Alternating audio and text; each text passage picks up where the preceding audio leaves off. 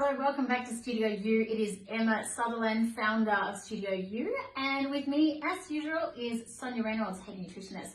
Now, at the moment, Sonya is studying postgrad nutrition studies, so therefore, I'm always picking her brains about what she's learning and how that can improve how we practice. Yeah. And your latest topic is salt. Now, maybe salt's not sexy, but it can be. There's a lot of things that most people don't realize about salt, like what happens if you eat too much, what is considered too little, how much should we be eating? Like, give us a bit of a rundown before I ask you lots of questions.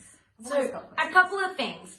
There's emerging evidence right now that actually associates obesity in children with high salt intake. So this is new information, and that's really concerning because 80% of our salt comes from packaged foods. Yeah, it's a lot. So what can you do to make sure that your kids or your family aren't eating too much salt?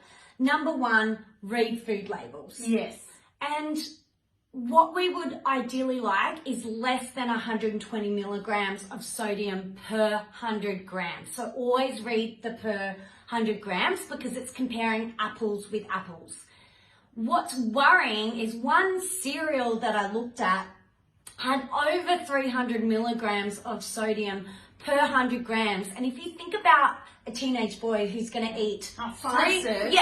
five serves, they're actually exceeding the amount of sodium that is allowed. So with salt, what happens is because we eat so much of it, we've actually been given guidelines by the government that says don't eat over this amount, but we'd rather you eat around this amount. And most of us are eating 3 or 4 times the amount that is allowed. So most people, I think, are aware that salt increases blood pressure. Yeah. Right? So people that have high blood pressure are always told to eat a lower sodium diet. Yeah. But what else is eating too much salt, linked to? What else does it cause? Well, I think about water retention would be a really important one. But as I said, there's now a link to obesity. So I think that this is definitely on the rise for us. And what's also really interesting is that what they've found is that this wanting salt actually leads to wanting sugar as well. So it's going to be leading to weight problems. Yeah, when you're eating a salty food, you naturally want something to break thirsty. it. Yeah. So, I can understand how a salty food kind of goes hand in hand with like a bubbly sweet drink. I kind of get that.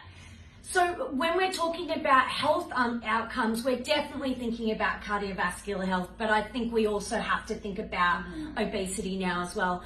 And another thing that I think about is just on average, most people are having over a teaspoon of sodium a day. It's a lot. Now, we like good quality salt. We use Himalayan salt or Murray River salt, but it's those packaged low quality salt that we really need to think about when we're consuming it as well. So we're not anti-salt. There's some benefits, things like electrolytes.